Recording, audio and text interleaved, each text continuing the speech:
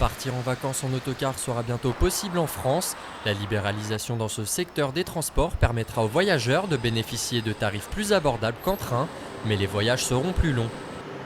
Je privilégierais pas forcément le car pour un long séjour par exemple, puisqu'après ça me laisserait moins de temps sur place. Après pour un long séjour pourquoi pas, mais bon, je sais pas, franchement ça dépendrait vraiment du contexte. Le fait d'avoir des transports en autocar n'est pas une bonne chose pour des raisons évidentes d'environnement. La SNCF et ses 3 millions de passagers par jour a déjà préparé sa riposte face à la concurrence. Il faut observer que d'ores et déjà, elle est acteur sur ce marché, puisque avec sa filiale Idebus, elle détient aujourd'hui un certain nombre de lignes internationales pour lesquelles elle fait du cabotage en France et qu'elle aspire à être présente demain également sur le marché de l'autocar national.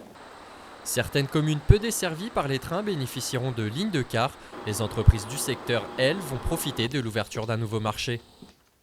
Ça va booster l'économie du secteur, ça va inciter des entreprises à se mettre sur de nouveaux marchés, à aller conquérir de nouveaux clients. Ça va créer des emplois.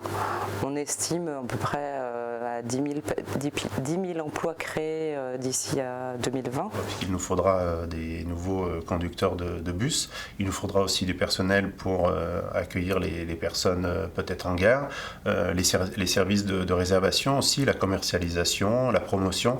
Donc c'est tout un système effectivement qui va engendrer des emplois directs et indirects. En Allemagne, les grandes lignes de car ont vu leur clientèle décupler après une mesure similaire en 2013. Elle incitait les automobilistes à ranger leur voiture, un développement économique qui n'entraîne pas forcément des dommages pour l'environnement. L'impact environnemental sera meilleur parfois dans un car que dans un train.